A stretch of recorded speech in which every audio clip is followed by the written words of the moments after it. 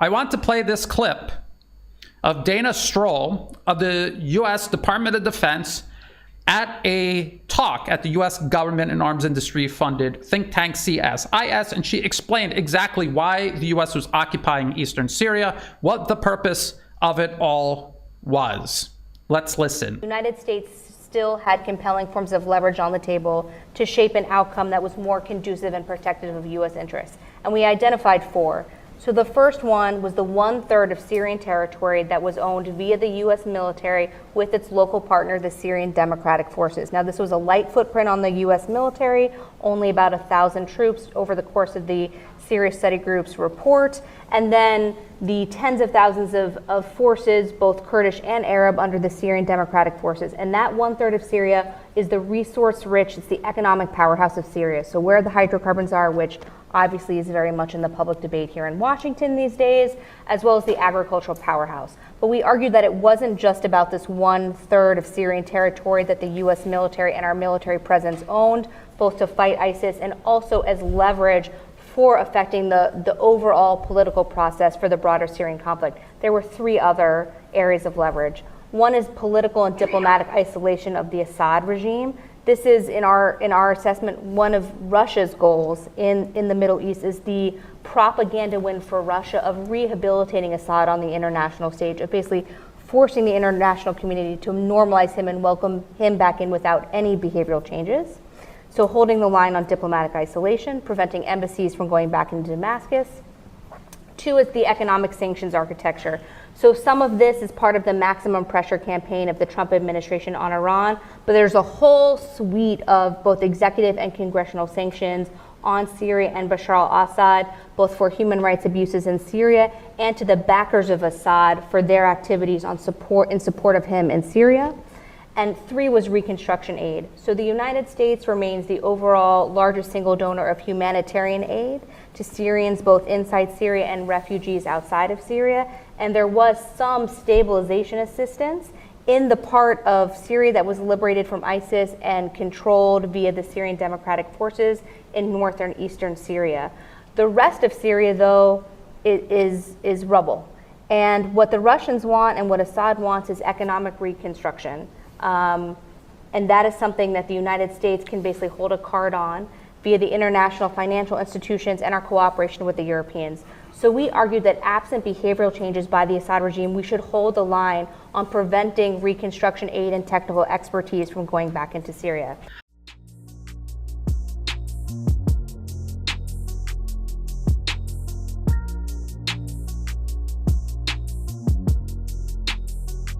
Welcome to What's Left, a weekly political discussion challenging the mainstream left. I'm Eduardo Barca with co-host, teacher in socials Andy Lipson.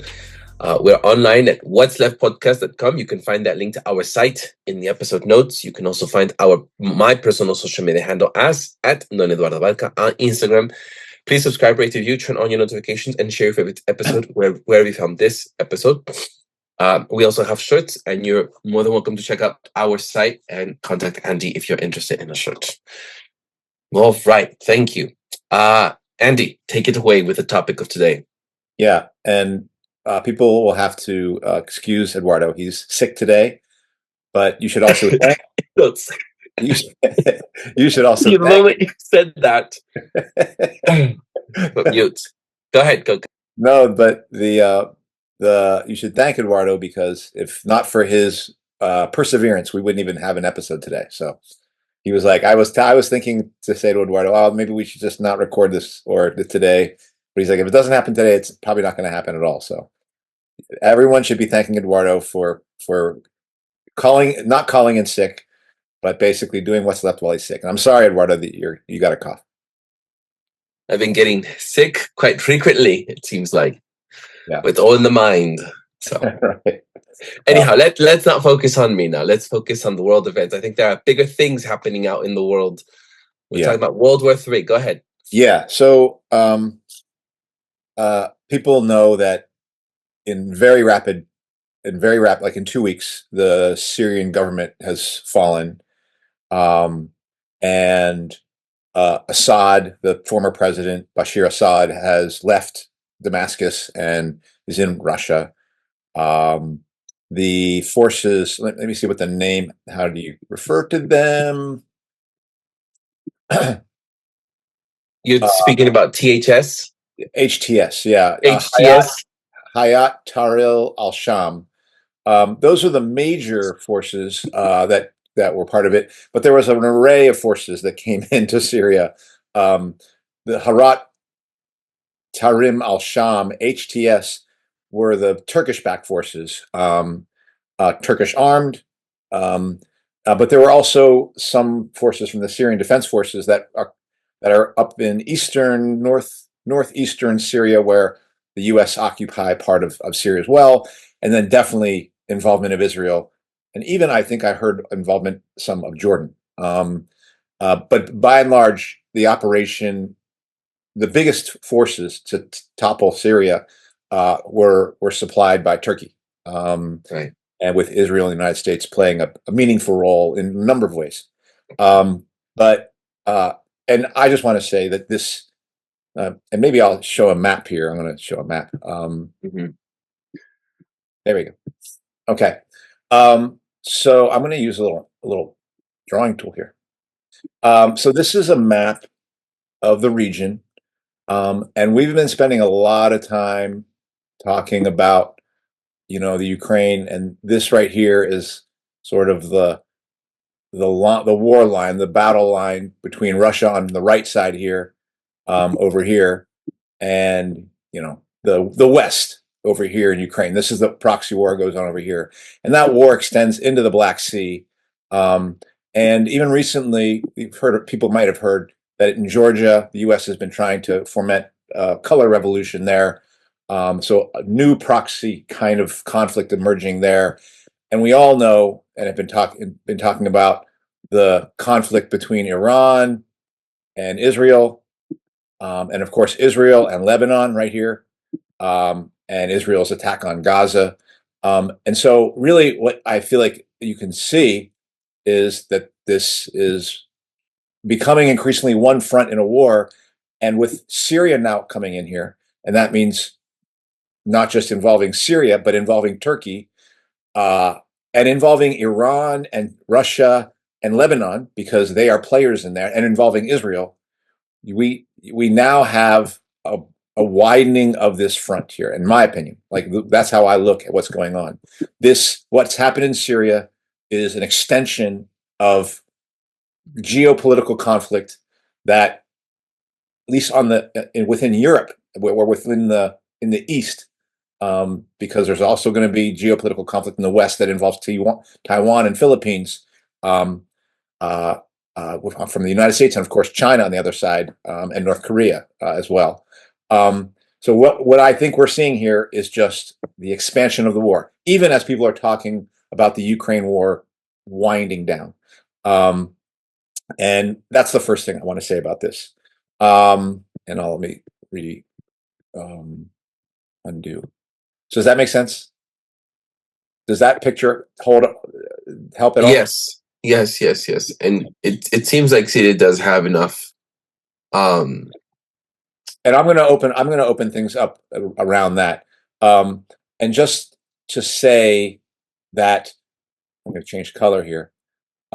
Most of what we're going to talk about is HTS is coming, our Turkish forces coming in from the north.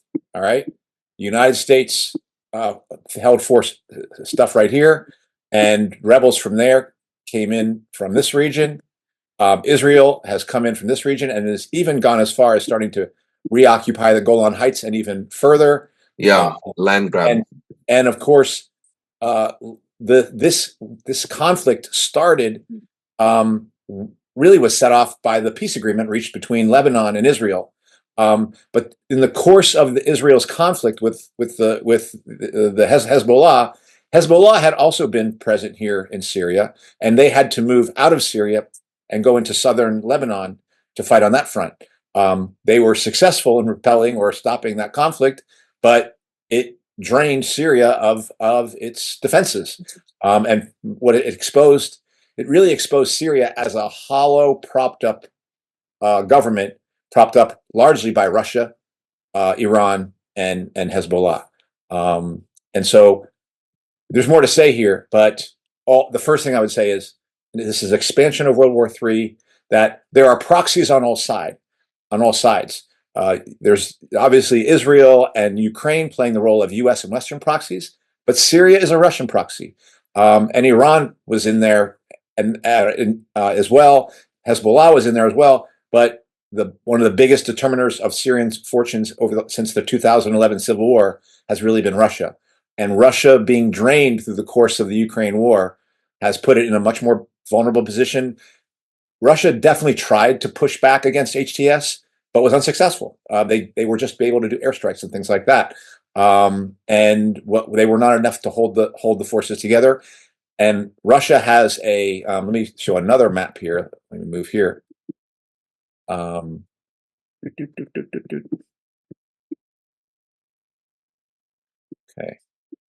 So over around here, I believe this is a bigger map of Syria.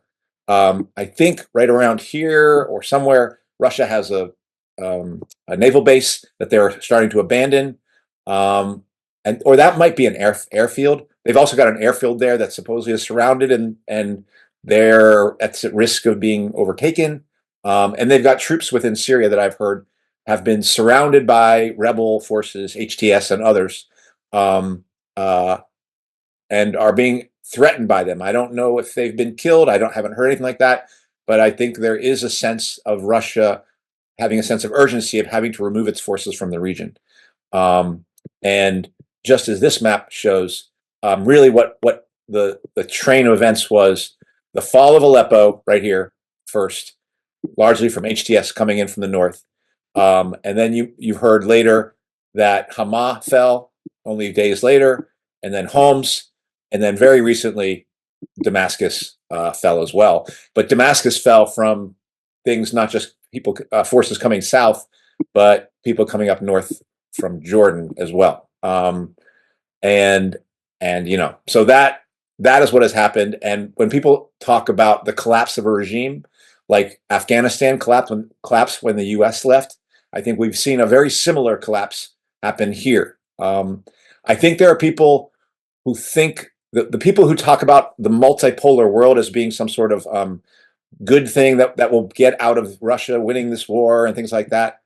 They think of Syria as and the Bashar Assad regime as almost something to defend in terms of like it being better than all these other forces, and it's not. It's a proxy force. It's a propped up regime, propped up not by the West but by the East. And it was just as Ukraine and Zelensky is beholden to the United States, Assad was beholden to Russia, Iran, and ultimately Hezbollah. And for me, I don't I'm against the United States, but I don't. And you'll hear a lot of people talking about HTS as like terrorists, and they're ISIS-like, and they are like Al Qaeda, and I'm like, that's the language of the imperialists. And frankly, like there are no good guys in this thing because everyone's a proxy here. The forces coming in from the north are from Turkey. Turkey, it looks like, and this is, I think, the most interesting thing. It looks like Turkey, kind of in this particular instance, took the side of the West, and Turkey's been. People have been wondering what direction Turkey's going to go in, and people have been wondering which direction Turkey is going to be going in. And right now, and there are people who said, "Oh, Turkey's going to regret having done this." I actually didn't expect the Syrian regime to collapse as quickly as it did, but they made a gambit that, in the context of larger forces fighting in the world, Turkey saw that they have an opportunity to grab some land. I think there were Kurdish forces that they thought the Kurdish forces were being given protection within Syria. Yeah. Yes, right. And so this gives Turkey the ability to kind of like deal with that once and for all. But obviously Israel is seeing an opportunity here. So Western proxies are feeding at the trough now. And it looks like if we're going to call Turkey a Western proxy, which I'm not yet convinced that they're completely one, they definitely have taken a pretty decisive side with the West. And this conflict is really the first major setback I've seen the Russia, China, Iran side take, because it's definitely a giant loss for them and a big feather in the United States cap, in terms of like them getting some getting wind in their sails. And I do think, like, Trump came out and talked about this as like, you know, now Russia's going to need to negotiate a settlement. And so I do think the United States worked with Israel to lay this moment, like set this moment up, for collapsing Syria. I can't imagine they thought it would work so quickly, but it did. But it definitely gives them a negotiating point for saying to Russia, you may want to end your conflict with us in Ukraine, because we can overextend you, because we're going to overextend you in Syria, we're going to overextend you in Georgia and elsewhere. And that is a strength of the United States. They are a global empire, and Russia is not. Even though Russia has been successful at actually taking back or taking regions of Africa that U.S. had hold on and things like that. This is a decisive shift in favor of the United States in the context of, like I said, an expanding World War III. It's interesting. You said that, a lot of people are calling HTS a terrorist group. It's designated that way by the USA and the UK and such other Western European governments. But, if I'm not mistaken, they have tried to organize themselves in Idlib first. And they even had some governance going on there, as they even left prior institutions from the past. And even when they have taken over other cities, such as Aleppo and such, they have left those institutions and even have told people, the government, as long as you're not pledging allegiance to to Assad, you might as well just stay and switch course. Of course, there's so many international players here. I just see Syria trying to be ripped apart, from Turkey to Iran, from Israel trying to take some land, and Russia having the military bases there, and then the USA also intervening and trying to control ISIS. It's always the terrorists. Yeah. So I just feel as if when we talk about liberty, because we've talked about liberty in respect of the Ukrainians or the Palestinians or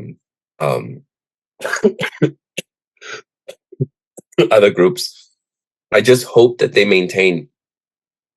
A lot of people are elated or in ecstasy right now because of Assad, and that, there are prisons, and I saw that people are coming out, and even refugees are starting to come back into Syria. And I'm hoping that not in all of this sort of ecstasy, people don't lose themselves and start saying, yes, we want U.S. intervention, because we've seen what that's like.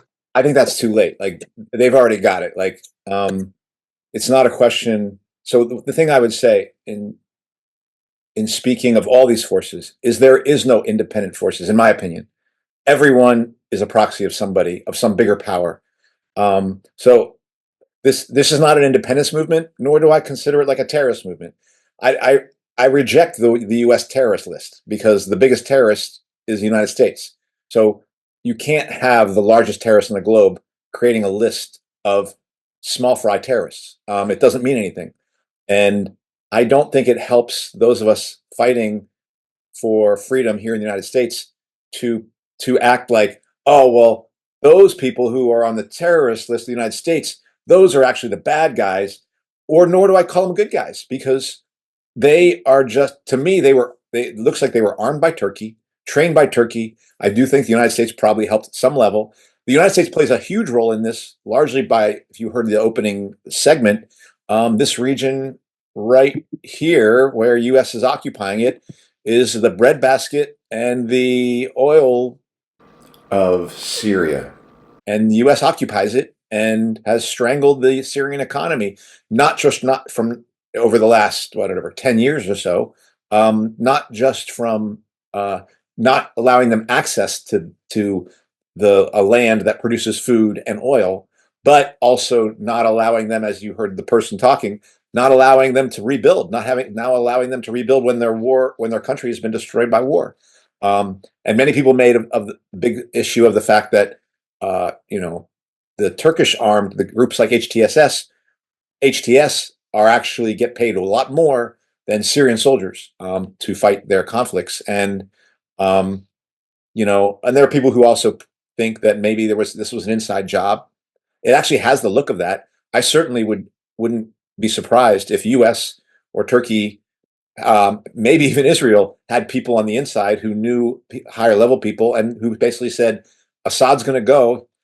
If you want to survive, you should just do what we say. And because there were very interesting motions of Syrian forces south at the very time when people were predicting a war that was coming north, that was going to start in the north. So I do believe there's probably an internal story here of betrayal, helped along by the West.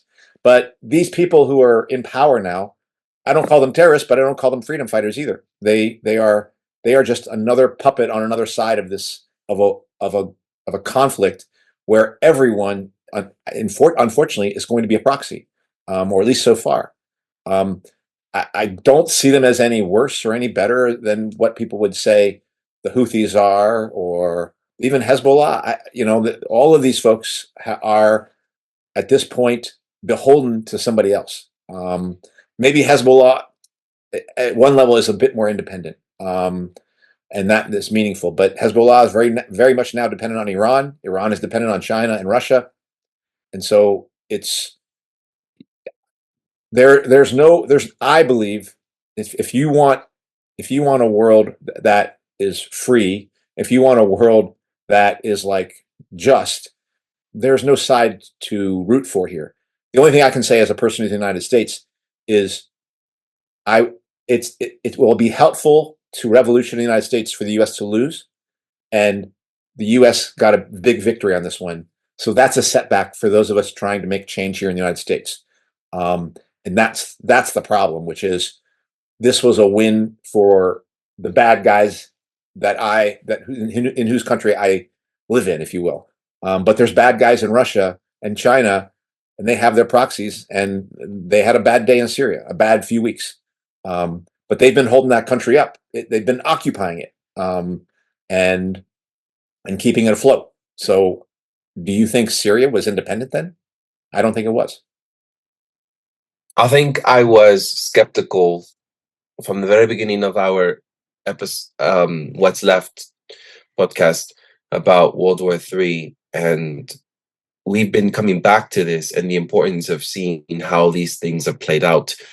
And we're seeing how it is with, the overtake of Syria, and also just the amount of investment I see just even in Africa with Biden's visit, and how much foreign affairs are carefully strategically being looked at, because there is a role in all of this. It's the pro-imperialist stance of taking over, I believe, the world, and to keep powers at bay, the ones that are like Russia and China and maybe Brazil and such. But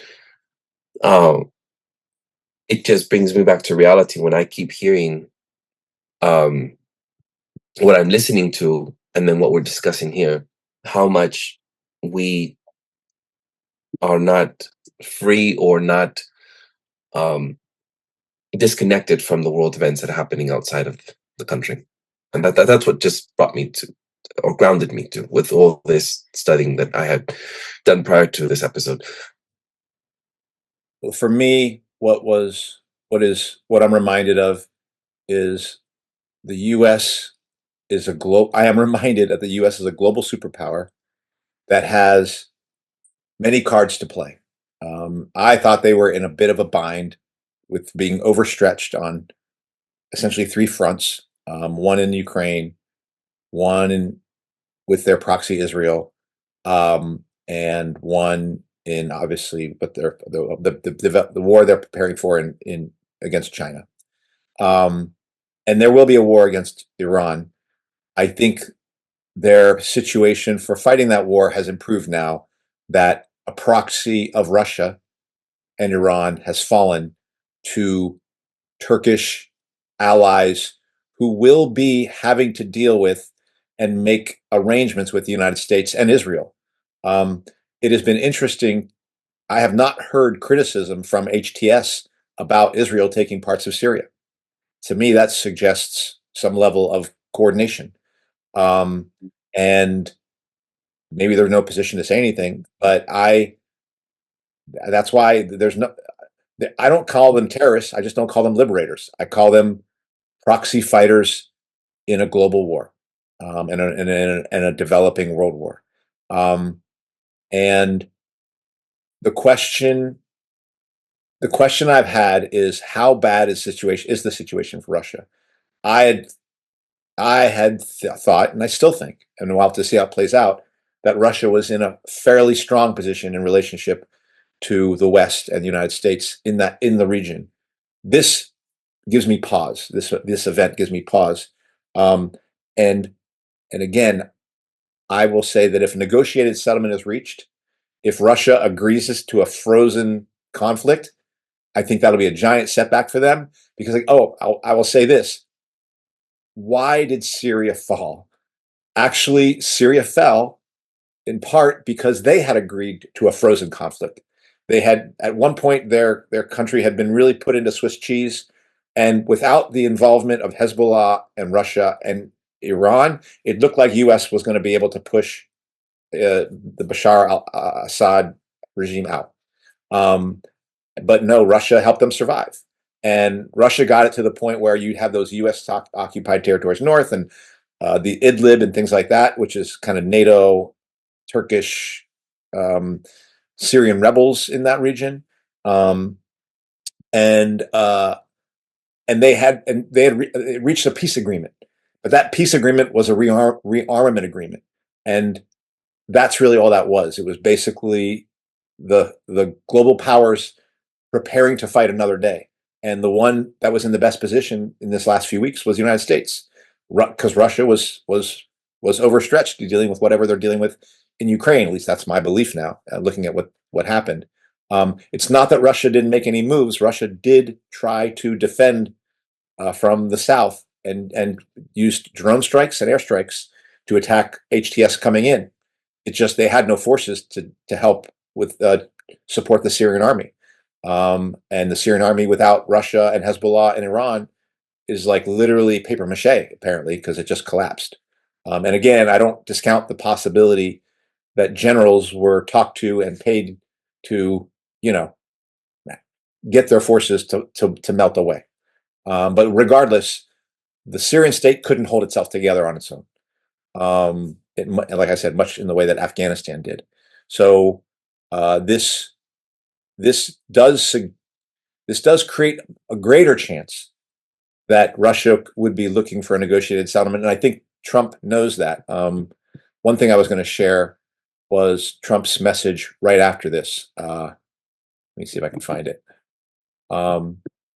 Right after these events took place, this is what Trump had to say. I think this was in a tweet, I believe. Maybe he said it in person, but it's just a quote from a Reuters article. He said, "Assad is gone. This is Trump.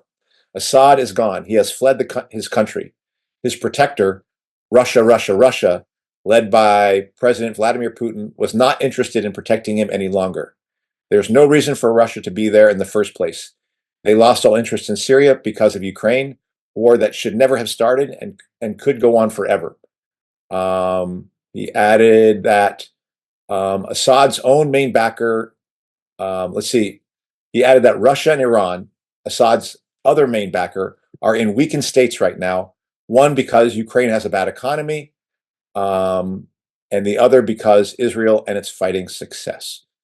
And then he went on. He said, Russia and Ukraine had both suffered hundreds of thousands of dead and wounded soldiers, and Ukraine has also lost many civilians. He added that the Ukrainian leader would like to make a deal and stop the madness. There should be an immediate ceasefire and negotiations should begin. I know Vladimir well. This is his time to act. China can help. The world is waiting.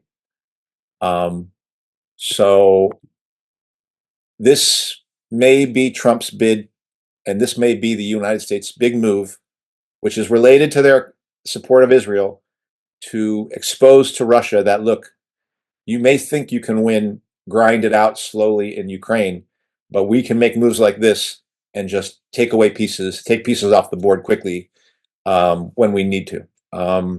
And they may, Trump and the United States may think that this is enough to get Russia to try to reach an agreement. I still don't think that is going to happen. But I will say this is a victory for the United States and does put them in a better negotiating position to get Russia to give more than Russia intended to.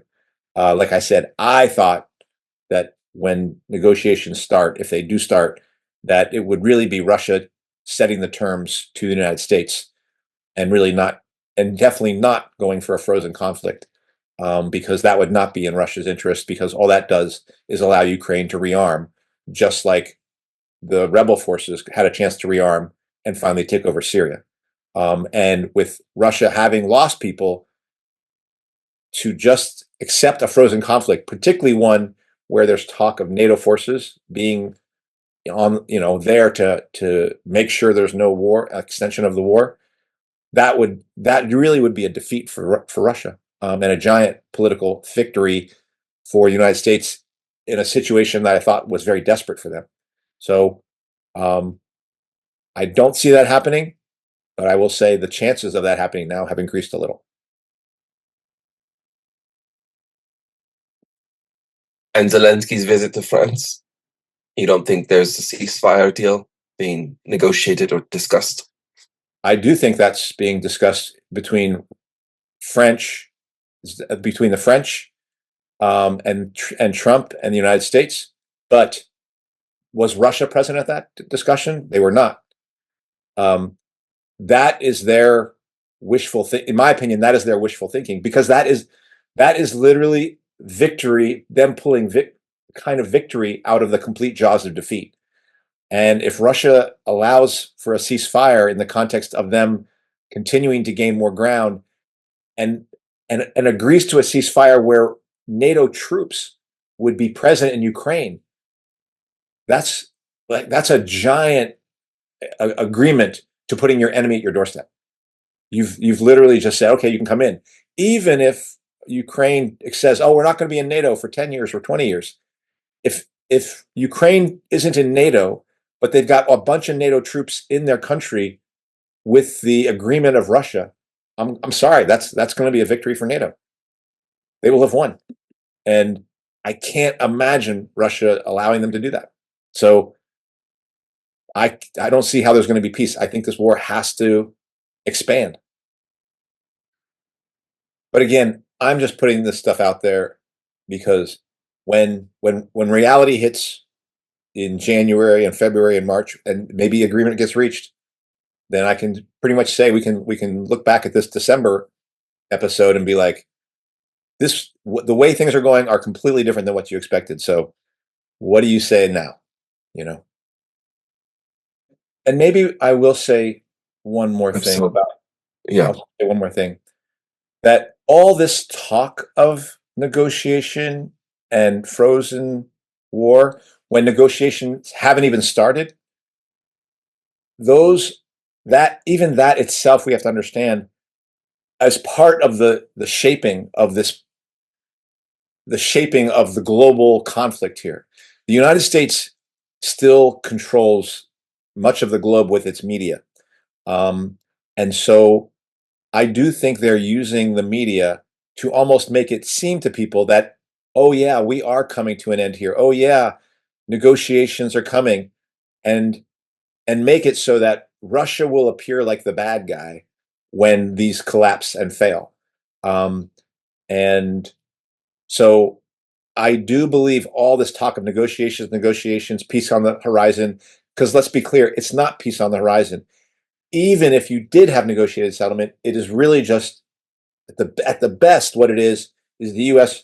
moving forces from one side of the globe to prepare for a conflict on the other side.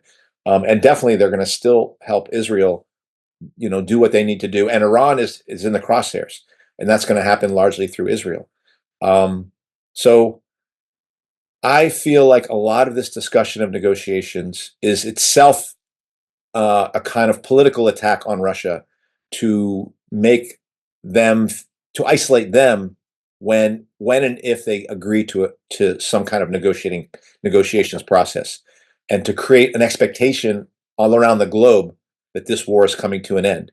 And I do think I think they have a belief that they can isolate Russia, because to date the United States and Israel has been isolated, and now I think the United States sees an opportunity to isolate Russia globally, and make them seem like the warmongers if they undo some kind of agreement.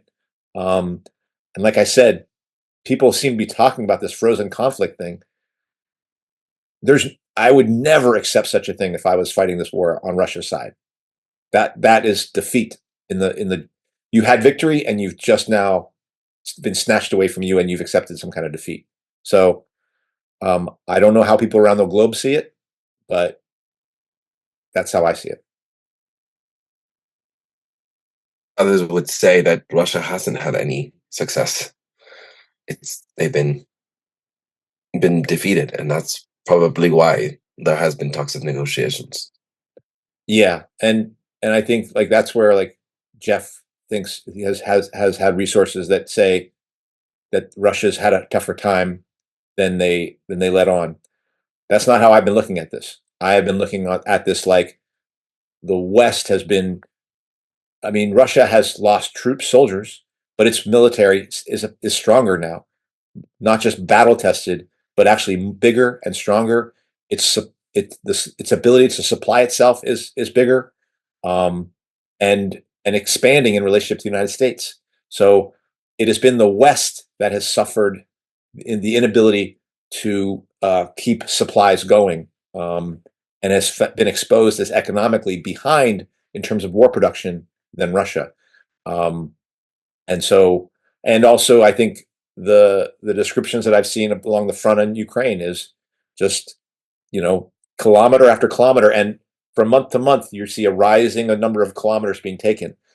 This is a war of attrition, not a war of territory, so that can be deceptive. But I think, in my opinion, and again, it's just the sources I'm looking at right now, China and Russia, I would say, hold the stronger hand globally, both economically and militarily. That's how I had seen it, and that time was not on the United States side. I do see that the United States continues to put new things in play, like taking down Syria, that certainly give me pause to make such a sweeping claim. But that's how I've seen it. I'm going to stick with that until I start to hear things that are different than that. And right now, the things I've read and listened to have made me draw the conclusion that Russia is not interested in reaching an agreement unless it actually can do so by getting a decisive victory in that region, which means no NATO for Ukraine, no NATO troops. Russia will claim the rest of the region. Ukraine will have to flee from the Donbass, and that region, and withdraw from that, and also accept no NATO entry, and definitely no NATO troops in Ukraine. Like, I can't see Russia agreeing to a NATO presence there. And Georgia. That's a new thing. That's another area where I think the United States is trying to put pressure on Russia and opening up another front. So if they're successful there, that's going to be another that's going to give Russia pause again. So again, I continue to underestimate the ability of the U.S. ruling class to find ways of keeping its hand tight on the globe. Well, with that said, I think we've come to Yeah. the end of this episode. Yep. I'm struggling. Yeah. But this is mostly what I want to talk about. So that was good. It is. And, as things unfold, Andy, I think we'll have to come back to these episodes because, you've drawn out conclusions, and these conclusions will only be seen in a matter of time. Yeah, correct. Thank you, Andy. Mm-hmm. Thank you, Eduardo. Thank you for doing this. Sorry you're sick, and I hope you get better next week. I will get better. Okay. I looked at the long list. We'll talk after. Okay. Anyhow, so that does it for this week's episode. What's Left is a weekly political podcast / channel challenging the mainstream left. We post information about our topics and our guests on the episode notes. Where you found this episode or on our blog, please write that down, whatsleftpodcast.com. You are still in YouTube jail, so you can still find us on whatsleftpodcast.com. You can find past episodes to this podcast / channel there and connect with us, especially if we're going to be erased off YouTube at some point. And remind folks, if you fancy anything you have heard here, please, let's do this experiment. Please subscribe, rate, review, turn on your notifications to any of our platforms on the Spotify. To say this, subscribe to Rumble, please. If you're subscribed here, subscribe to Rumble. Yeah. Subscribe to Rumble, and let's build our listening base there now. But we're still on iTunes Podcast, Spotify, BitChute, Odyssey, YouTube for now, Rumble or Telegram. You can find our blog in any of those links. Well, the links will always be in other platforms except YouTube in the episode notes where you found this episode. If you'd like to give us feedback about something you've heard or suggest something for us to cover, contact us through our blog. I'm Eduardo Barca with co-host Andy Lipson, and we'll check you out for next time. Check us out for next time. Ciao. Bye-bye.